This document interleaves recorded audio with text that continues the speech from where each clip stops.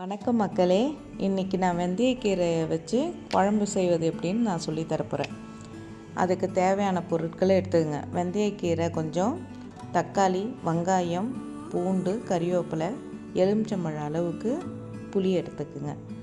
இதுக்கப்புறம் ஒரு கடாயை வச்சுட்டு தேவையான அளவு எண்ணெய் ஊற்றிடுங்க. அப்புறம் கடுகு, வெந்தயம் போட்டு தாளிங்க. தாளித்ததுக்கப்புறம் பூண்டும் கறிவேப்பிலை போட்டு நல்லா வதக்கிட்டு, அதுக்கப்புறமா சின்ன வெங்காயம், தக்காளியும் போட்டு நல்லா வதக்குங்க.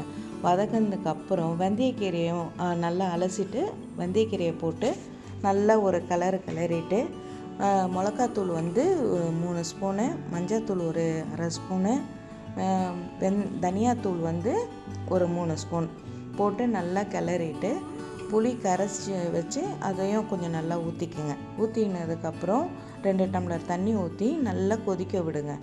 கொதிக்க விட்டோடனே ஒரு 20 நிமிஷம் ஆகும், போதும், அவ்வளோதான். நல்லா ஏடு படிகிற மாதிரி இருக்கிறப்போ ஆஃப் பண்ணிவிடுங்க.